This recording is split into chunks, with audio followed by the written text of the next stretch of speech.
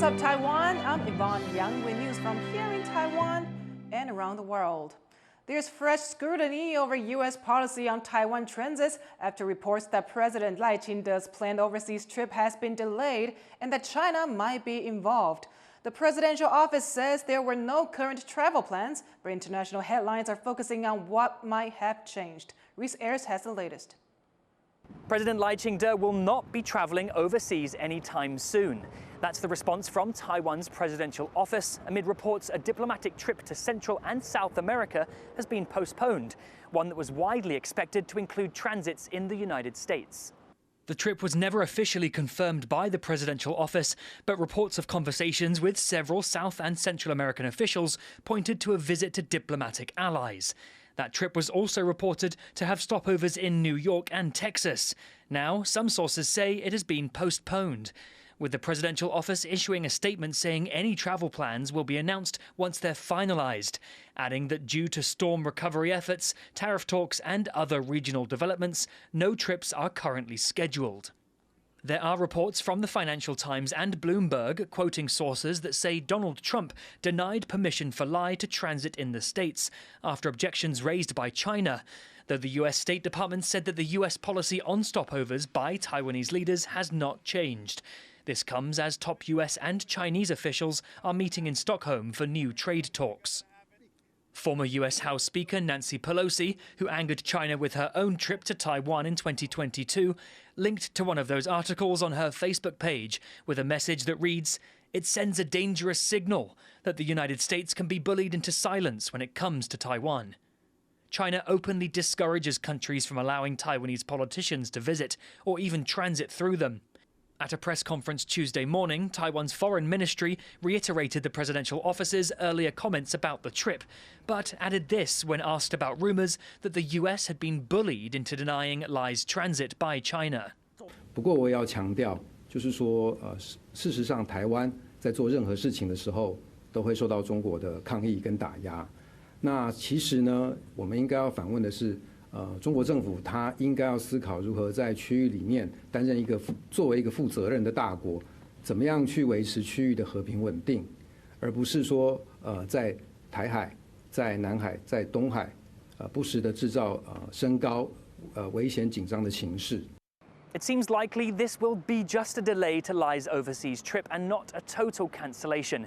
But given reports of the US trying to improve ties with China, there is a lingering uncertainty about if any future trip would be able to include a US stopover. Alex Chen, Ryan Wu and Reese Ayers for TaiwanPlus. And for more on what President Lai's change of plan means for U.S.-Taiwan ties, Cadence Coranta spoke to Jia Yan-chong, an associate professor at the National University of Singapore. So it was reported last month that President Lai would be making a visit to Latin American allies with a stopover in the U.S., though this wasn't ever confirmed by Taiwan's government. Then on Monday, the presidential office stated that Lai has no plans for an overseas trip because of typhoon recovery and ongoing tariff talks with the U.S.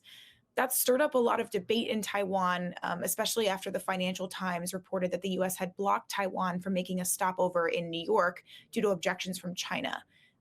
What is your take on all this, and why might Lai have decided to call off his trip?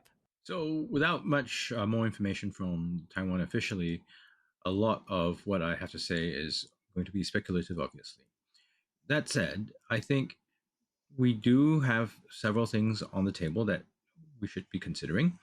Firstly, a Lai transit or transit by a president of Taiwan through the US often will raise hackles in Beijing. And we know that the Trump administration is currently talking with Beijing about some sort of trade or tariff deal.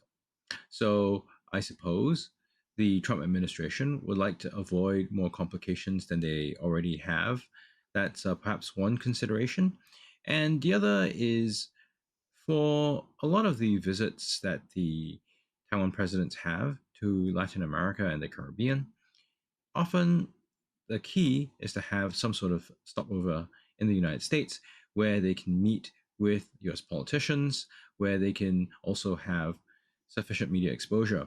So without that opportunity, I suppose it is possible to plan some sort of trip to to Latin America.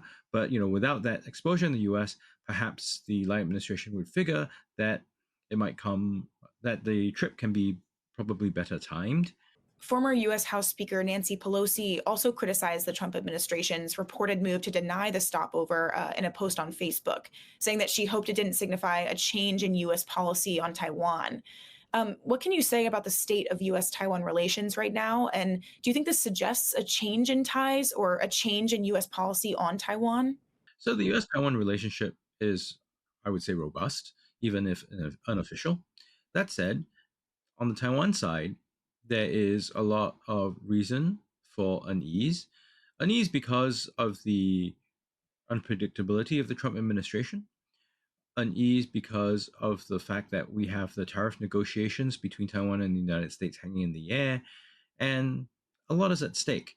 Plus, there's that constant drumbeat of a sort of narrative of being suspicious about the United States that's in the background.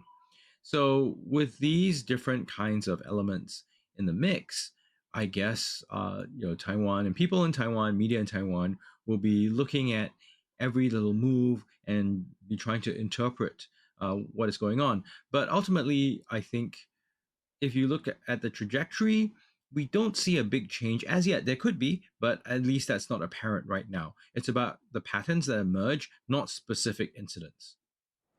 That was Jia Yin Chong from the National University of Singapore. Taiwan is considering limiting semiconductor exports to South Africa after the country renamed Taiwan's liaison office to a commercial office, a move Taipei condemns as a downgrade of its presence in the country. 外交部基于维护主权及国家尊严立场，我们现在与相关部会研议反制措施，包括限制晶片输往南非。我们严正呼吁南非政府尽速与我磋商。 South Africa cut diplomatic ties with Taiwan in 1997, but allowed Taiwan to maintain an official presence in Pretoria under the name Taipei Liaison Office. Last year, South Africa asked Taiwan to move that office to Johannesburg. It then changed the name to the Taipei Commercial Office in May. Just days after Israel announced daily pauses in attacks on Gaza to allow aid drops, it's resuming airstrikes on the enclave. Tiffany Wong has the latest. Aid drops over Gaza, long awaited, but not enough for the 500,000 people approaching famine-like conditions as Israel's war on the enclave continues. On Sunday, after mounting international pressure, Israel announced that it would allow temporary pauses in fighting each day to make room for aid drops. Israel says it must clear deliveries to make sure aid is not given to Hamas. But at the same time, Israel has continued airstrikes on Gaza, killing nearly 100 people since its announcement, including some seeking aid. They should coordinate so each one gets it based on their names to send people messages. That way, no one gets hurt and people get the aid in a safe way and with respect instead of us going and getting humiliated. Why should we go to the aid and get humiliated? Why? This is humiliation also. The future of the enclave and the 2 million displaced Palestinians remains unclear as negotiations between Israel and Hamas for a hostage deal and ceasefire fell through again last week. U.S. President Donald Trump said that he advised Israeli Prime Minister Benjamin Netanyahu to change strategies when dealing with Hamas. Hamas has become very difficult to deal with in the last couple of days because they don't want to give up these last 20, because they think as long as we have them, they have protection. But I don't think it can work that way. So I'm speaking to Bibi Netanyahu, and we are coming up with various plans. At the same meeting, Trump also said that the U.S. would spend more on food aid to Gaza, seeming to contradict Netanyahu's claims that there is no starvation in the enclave. Meanwhile, the United Nations resumed calls for a two-state solution between Israel and a Palestinian state. We must work on the ways and means to go from the end of the war in Gaza to the end of the Israeli-Palestinian conflict at a time when this war is jeopardizing the stability and security of the entire region. The U.S. and Israeli representatives to the UN boycotted that meeting. With Israel's biggest ally standing by its side despite humanitarian concerns and ceasefire negotiations repeatedly falling through, an end to the war seems far away. And as the death toll in Gaza approaches 60,000 nearly 2 years in, it's unclear how much more the people of Gaza can endure. Devon Tsai and Tiffany Wong for TaiwanPlus. North Korea says it is unwilling to give up its nuclear weapons. Kim Yo-jong, the sister of North Korean leader Kim Jong-un, has dismissed a U.S. push to resume denuclearization talks. She said relations between her brother and U.S. President Donald Trump are not bad, but added that using that personal relationship to discuss denuclearization would be, quote, a mockery. Trump and Kim met in 2018 and 2019. North Korea has ramped up nuclear weapons testing in recent years. A clownfish farm in Taiwan's Changhua County is helping protect the ocean in its own unique way. Our reporter Sandy Chi visited the facility to find out how.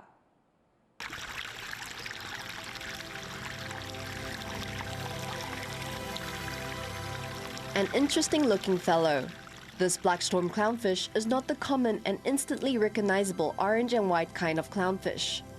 This designer variety is among the many cultivated by 37-year-old aquaculturist Liam Xue.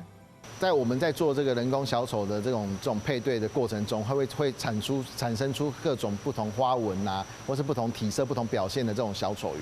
This black storm clownfish is one of the most popular varieties on Xue's farm, with over 2,000 of them sold each month to customers in 14 different countries, making up to 25% of his farm's total sales. 很漂亮，很漂亮，很不一样啊，就是很特别这样子。小丑鱼的这个种类跟图案五花八门了，那已经越来越多种不同的纹路，那消费者就有很多不同的选择。消费者对于这个饲养这个海水鱼啊、小丑鱼的这个兴趣啊，会变得比较好。